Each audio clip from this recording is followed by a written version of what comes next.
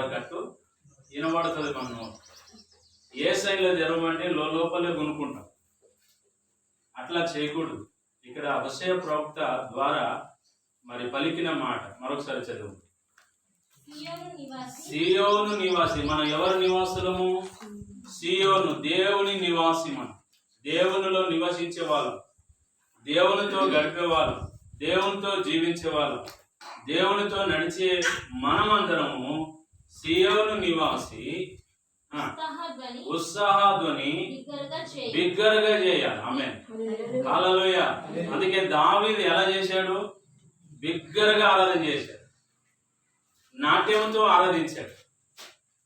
గొంతెత్తి ఆయన స్వరం ఎత్తి స్వరమండల సితారతో వాయిస్తూ ఆనందంగా మరి సంతోషంగా పాడుతుంటే కొండల్లో గుట్టల్లో దాగి ఉన్న దురాత్మలన్నీ అరిగెత్తే. నీ ఆరాధనలో అంత శక్తి ఉంది. ఆ శక్తి నీవు పొందుకోవాలి. దేవుళ్ళు ఆనందించి ఆరాధిస్తే దేవుడు నిన్ను బట్టి ఆనందిస్తాడు. హల్లెలూయా, హల్లెలూయా. కాబట్టి ఉత్సాహ గానము చేయాలి. మనం నిత్యం రాత్రి పగలు దేవుని స్తుతించే వాళ్ళు కావాలి. పరలోకం వెళ్ళిన తర్వాత నేను సాక్ష్యం చెప్తానయ్యానంటే నీకు అవకాశం లేదు, నేను వాక్యం చెప్తానంటే నీకు అవకాశం లేదు, ఇంకా వేరే ముచ్చట చెప్తానంటే అవకాశం లేదు. మరి పరలోకంలో ఏమున్నదంటే నిత్యము స్తుతించడమే. ఆమేన్, హల్లెలూయా. ఏమున్నదండి? నిత్యము స్తుతించడమే మన పని.